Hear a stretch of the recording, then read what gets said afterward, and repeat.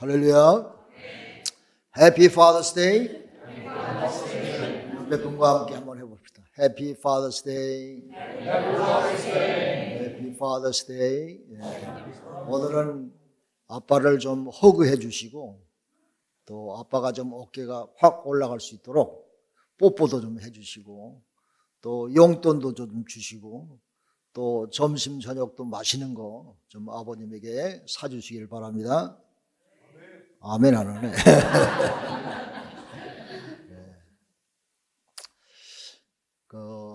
아버지는 그 가정의 큰 기둥이지요.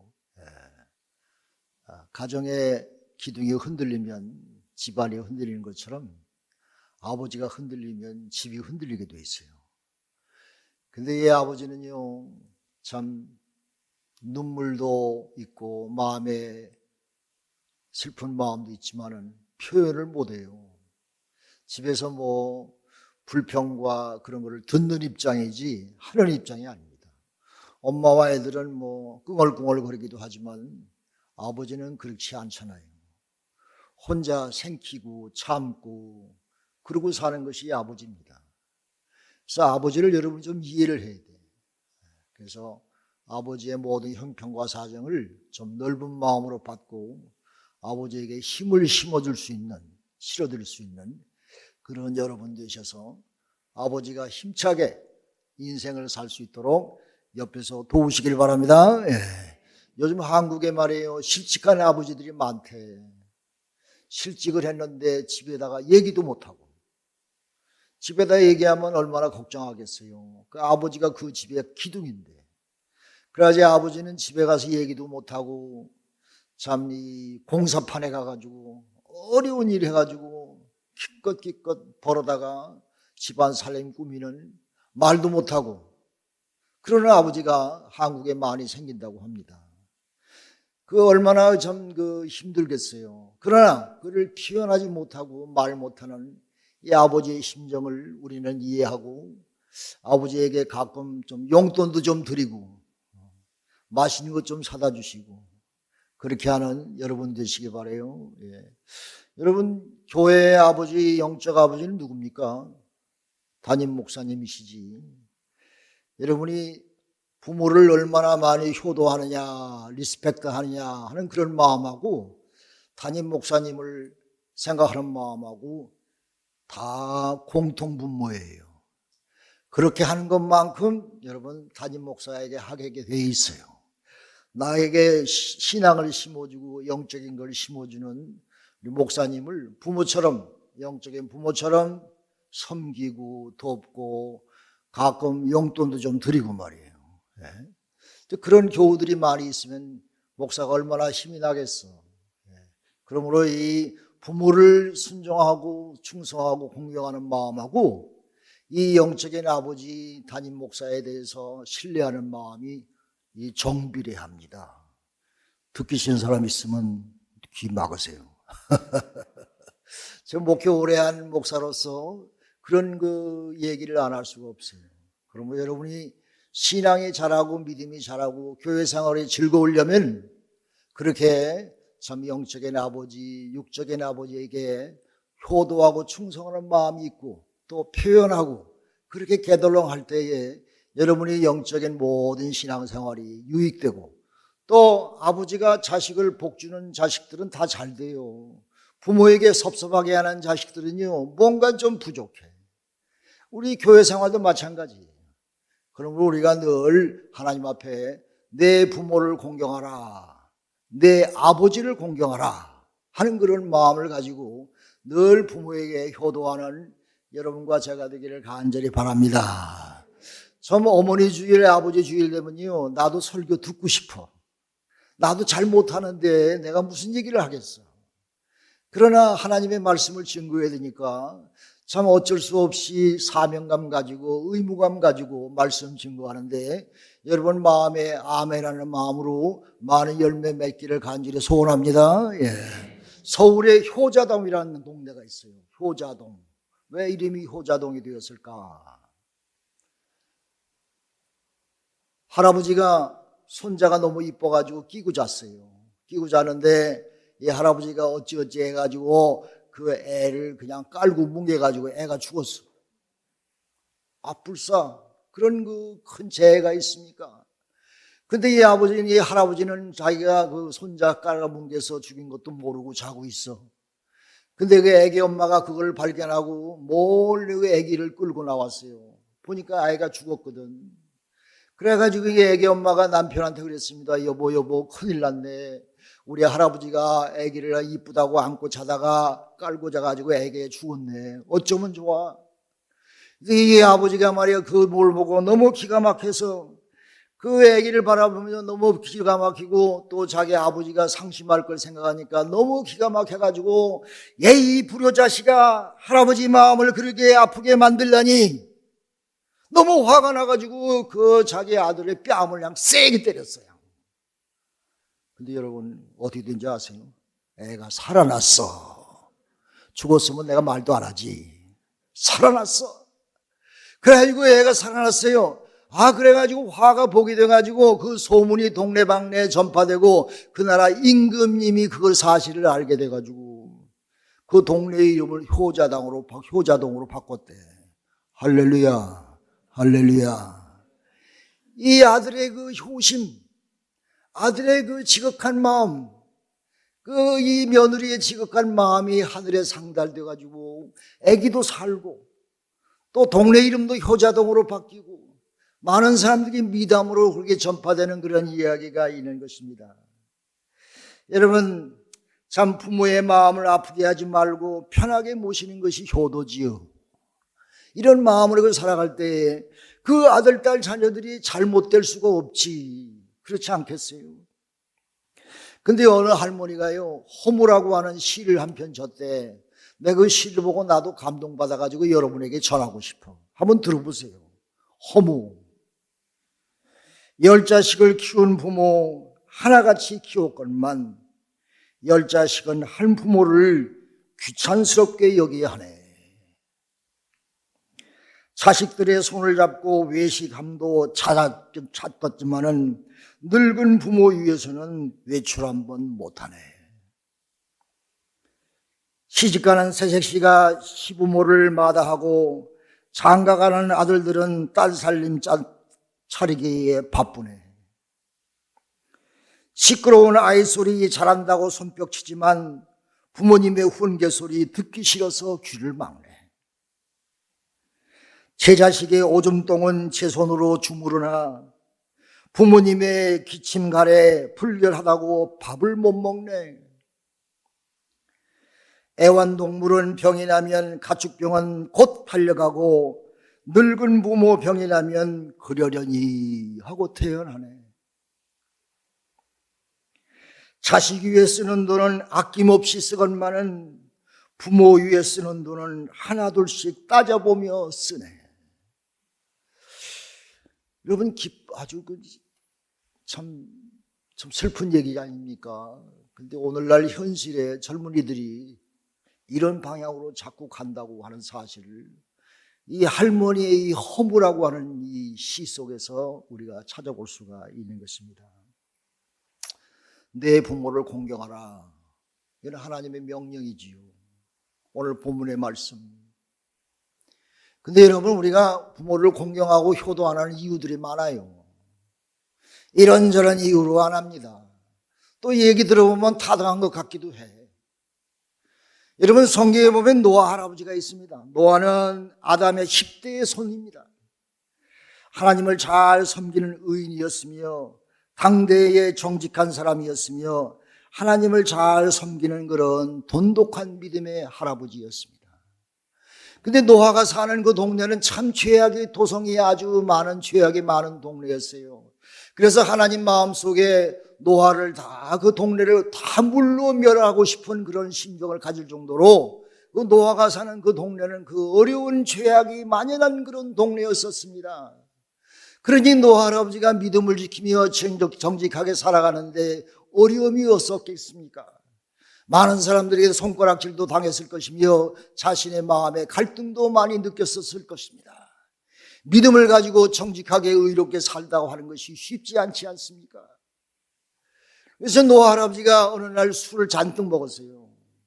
화가 나지 뭐, 사람인데 아무리 믿음이 좋아도. 술을 잔뜩 먹고 발가벗고 누워 자기 시작했습니다. 그것도 모르고 자는 거예요, 발가벗고. 그런데 노아의 아들 중에 세 아들이 있었는데 그 중에 둘째 아들 함이라고는 아들이 좀 못됐어. 이 노아도 자식 농사 잘 못 지은 것 같아. 함이라는 아들이 아버지가 발가벗고 누워있는 거 보고 말이에요. 아이고, 흉을 봤어요. 아이고, 의롭다고 자칭하는 아버지가 발가벗고 술 먹고 고이망탕에 돼가지고 누워있구만. 흉을 봤어요. 성경에 보니까요, 아버지의 발가벗은 모습을 보고라고 그랬어요. 보았다 그랬어. 그 말 속에는 아버지의 흉봤다는 말이에요. 빨가벗은 모습을 보는데 뭘 보았겠어? 흉봤다는 얘기지. 그래야지 함이라는 아들이 자기 형제들한테, 셈한테, 야벳에게 가서 흉보고, 야, 저 아버지 저러고 있는데 한번 가서 봐라 그랬어요. 그래가지고 그 셈과 이 야벳이 말이에요. 아, 진짜 그러냐?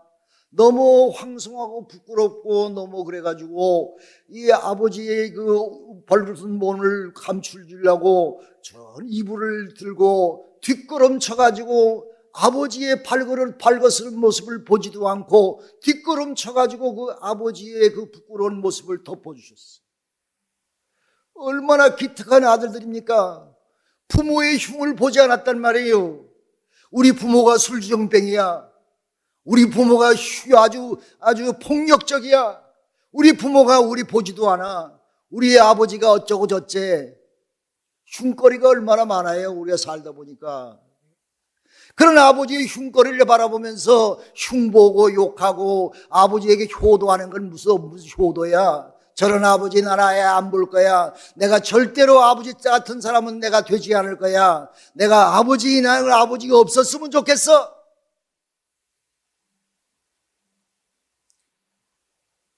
셈과 야벳은 아버지의 부끄러운 모습을 덮어주었습니다. 덮어주었어요. 이 사실을 노아는 나중에 알게 되었었습니다.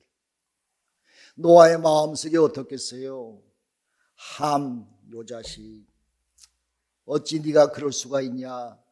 그래서 성경에 보면요, 함을 저주했어요. 이 아버지가 내 자손 가나안 족속에 대해서 저주 비슷한 얘기를 했어. 그래야지 이스라엘 역사를 보면요, 가나안 족속은 죄 많은 족속이요, 이스라엘 백성의 왼수 노릇을 했던 족속으로 바뀝니다. 가나안 족속은 하나님을 섬기지 않으며 우상을 섬겼던 백성이요, 늘 이스라엘 백성의 거친 돌 노릇하는 그런 백성으로 전락하고 말았었습니다. 아버지의 저주 때문에 그랬을까? 아니면 그 함의 기본적인 마음 때문에 그랬을까? 아버지에 대한 존중과 효도의 마음이 없는 그 마음 속으로 그런 마음으로 가진 아들이 잘 될 리가 있겠어? 아버지의 저주 때문에 되었다기보다 함 자신의 마음 속에 그런 효심이 없고 믿음이 없고 뭔가 죄된 그런 욕심과 모든 그런 것이 있었기에 그 자손들이 그렇게 되지 않았을까라고 생각을 해보는 것입니다. 셈의 자손은요, 아브라함이 나왔어요. 셈의 자손들은 믿음의 아들, 딸들이 많이 나왔습니다.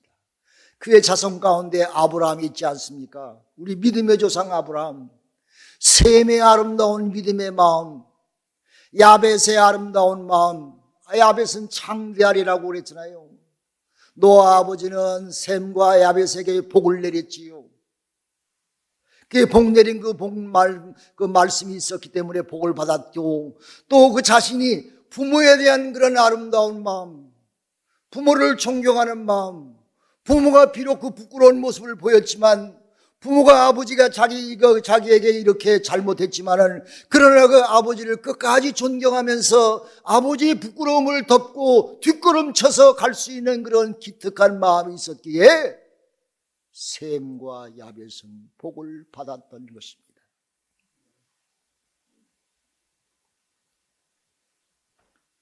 부모에게 축복권이 있습니다. 여러분, 우리도 그렇지요.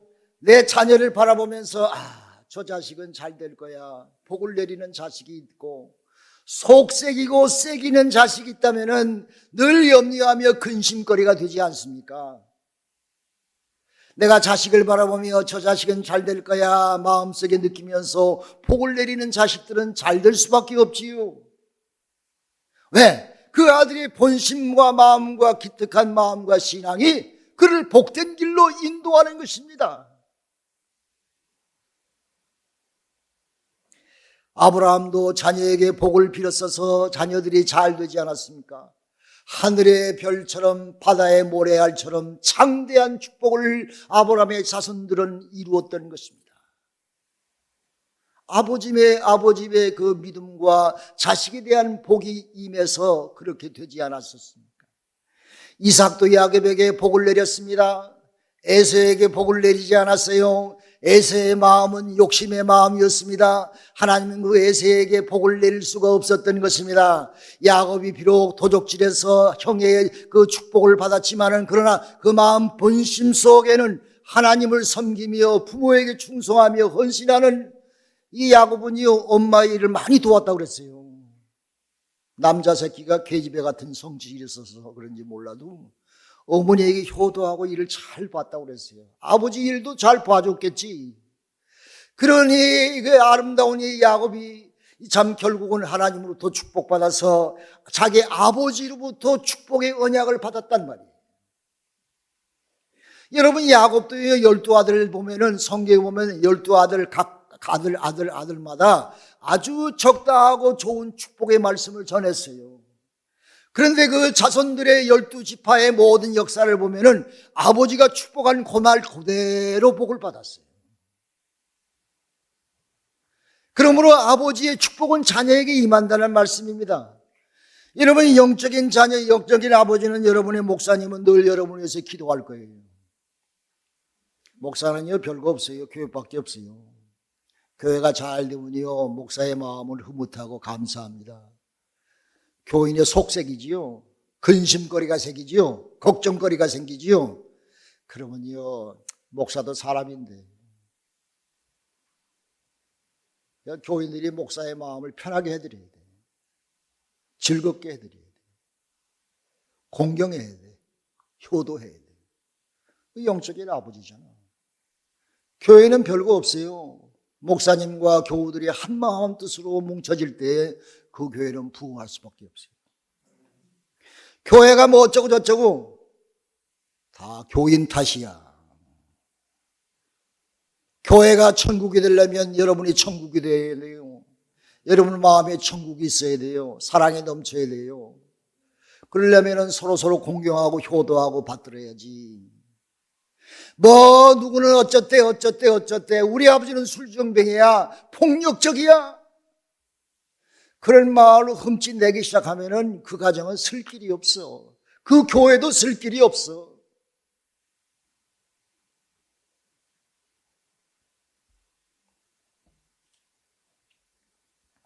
여러분 부모를 어떻게 공경합니까?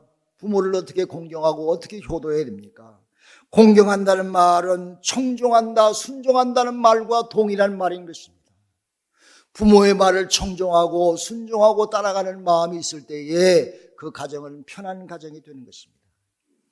22절의 말씀 보면은 너 낳은 아비에게 청종하고 내 늙은 어미를 경히 여기지 말라. 경히 여기지 말래. 경히 여기지 말래. 부모가 잘못했다고 할지라도 교회의 장로, 목사, 집사, 권사가 잘못할지라도 흉보지 말래. 부모의 말에 귀를 기울이라. 무슨 말이에요? 진지하게 듣고 순종하라는 말씀인 것입니다. 여러분 세상에서 제일 존경하는 사람이 누구야? 저한테 묻는다면 저는 우리 아버지라고 분명히 얘기할 수 있어요. 여러분도 여러분의 육신의 아버지, 내가 세상에서 가장 존경하는 사람이 누구야? 그러면 우리 아버지. 비록 우리 아버지가 어쩌고 할지라도 그런 나를 낳아주신 분이야. 아버지 날 낳으시고 그랬잖아.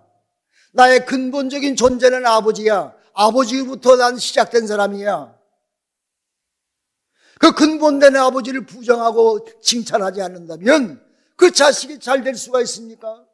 흔들릴 수밖에 없지. 그럼에도 불구하고 그분은 내 아버지이기 때문에 나는 내 아버지를 세상에서 가장 존경하는 사람이야. 나는 우리 세상에서 우리 교회, 우리 목사님, 우리 장로님 제일 존경하는 사람이야. 그렇게 자신에게 얘기할 수 있는 그런 아주 아름다운 효심의 마음이 여러분이 있기를 간절히 소원합니다. 아멘 안 하네. 소원합니다. 조그맣게 해도 하네. 부모를 어떻게 공경해야 됩니까? 부모의 마음을 즐겁게 해줘야 됩니다. 25절 보니까 그렇게 말했어요. 그 뒤에 한번 쭉 읽어보세요. 내 부모를 즐겁게 하고 너 낳은 어미를 기쁘게 하라. 어떻게 하면 기쁘게 할 수 있습니까? 부모에게 염려하지 말고 편하게 근심되지 않게 해야 됩니다. 잠언서 17장 25절 말씀 보니까 미련한 아들은 그 아비의 근심이 되고 그 어미의 고통이 되느니라 그랬어요. 그러므로 내가 하나님 부모에게 공경하는 것은 부모의 마음을 기쁘게 하고 즐겁게 해드리는 것이 부모를 공경하는 것입니다. 여러분 내 육신의 부모만 부모니까 여러분 이 교회에 여러분보다 나이 많은 어르신들을 공경하시길 바랍니다. 효도하시기 바랍니다. 저희 어머니 아버지는 다 가셨어. 근데 제가 우리 아버님한테 부모님한테 멀리 떨어져 있어서 그렇지만 난 미국 온 지 벌써 50년 돼가 일찍 왔어. 부모님은 너무 일찍 떨어져 가지고 부모에게 효도할 수 있는 그런 기회도 별로 없었어. 우리 부모님한테 용돈 한번 드려보지 못했어. 우리 아버님한테. 우리 아버님 큰 교회 하셔서 그런 건 아니지만은 하여튼 내가 우리 아버님한테 용돈 한번 못 드렸어. 그게 지금 생각하면 한이 돼. 장가 갈 때까지 나는 아버지한테 용돈 받았었어. 여러분 육신의 부모에게 기쁘고 즐거운 일을 하세요. 여러분 영적인 아버지가 부모와 같지 않습니까? 기쁘고 즐거운 일을 해드리세요.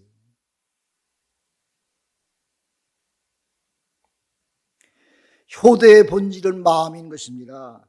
아무리 큰 돈을 부모에게 준다고 할지라도 마음이 멀어지면, 마음의 구석에 섭섭한 게 있으면 그게 안 되지요. 그런 걸 다 깨버려야 돼요. 믿음으로, 기도로. 내가 하나님 앞에 올바로 설 수 있도록 마음을 부모님께 드려야 됩니다. 여러분 아브라함 링컨이 미국에서 가장 존경하는 대통령이지요. 근데 아브라함 링컨의 아버지가 뭐하는 사람이면 구두수성공이었어. 그래서 이제 대통령이기를 하는데 국회의원 한 놈이 나와가지고 링컨 씨, 당신 아버지가 구두수성공이래. 뭐 그렇게 자랑스럽다고 그게 나와가지고 대통령이라고 떠들어. 비아냥거렸어. 링컨 대통령이 그 말을 듣고 하는 말이, 그래요. 내가 아버지 어깨 너머로 구두 수선하는 거 배웠는데 당신 구두 고칠 것 있으면 나에게 가져와. 내가 고쳐줄게. 그랬대 대통령이. 자기 아버지의 직장에 대해서, 자기 아버지에 대해서 존경하고 자랑하는 그런 마음이 있었단 말이에요.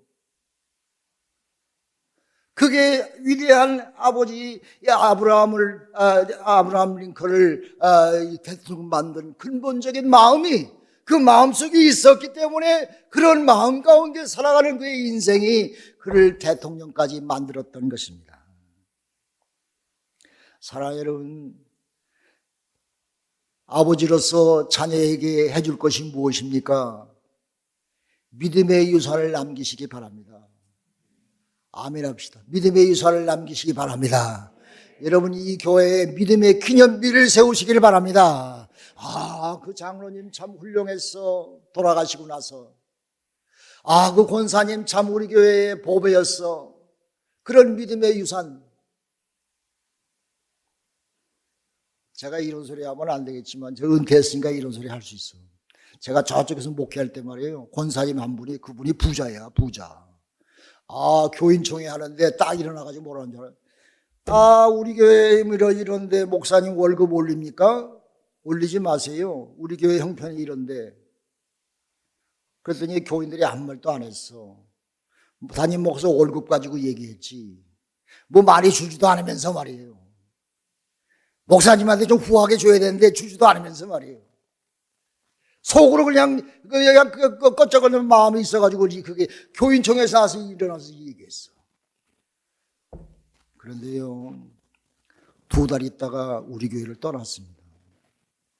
그게 뭐가 된지 마음이 편치 않았었나 봐. 그 권사님 교회를 떠나더라고. 아무 말도 안 했는데. 그러니까 속에 뭔가 그 말을 할 때 그 자격지심이 있었는지 어쩐지 여하튼 교회를 떠나고 말았어요. 여러분, 교회에서 섭섭한 마음을 가지면요, 복된 것이 없어요. 이런저런 걸로 다. 그러므로 우리 부모가 술중병이라 할지라도, 폭력적이라 할지라도, 부모의 흠과 허물이 많다고 할지라도, 링컨 대통령처럼 우리 아버지 구두 수선공이야. So what? 왜 그래? 자신 있는 마음으로 아버지를 자랑할 수 있는 그런 숭고한 마음, 그런 믿음, 여러분 가지시기를 간절히 바랍니다. 그것이 그 사람에게 복이라는 말이에요. 여러분, 아버지가 자녀들한테 기도의 모습을 가르쳐 주시기 바랍니다. 하나님을 섬기는 모습을 가르쳐 주시기를 바랍니다. 불쌍한 사람을 돕는 모습을 보여주시길 바랍니다. 성수주의라는 모습을 잘 보여주시기 바랍니다. 하나님 앞에 11조 헌금하고 감사 헌금하고, 교통사고 되면은 나를 구해주신 하나님께 감사해서 헌금 드리고, 하나님 앞에 정성을 다하고, 그런 모습이 자녀들이 봐요. 배운다고. 그런 아름다운 모습을 가진 그 아버지와 그 자녀들이 안 될 수가 있겠어? 하나님이 그들에게 복을 내리지 아니할 수가 있겠어? 교회 봉사하는 모습을 여러분 가르치시기 바랍니다. 한국에요, 아들 넷이 다 목사에 있는 가정이 있어요. 근데 그 가정은 어머님이 목사님한테 너무너무 잘하더래.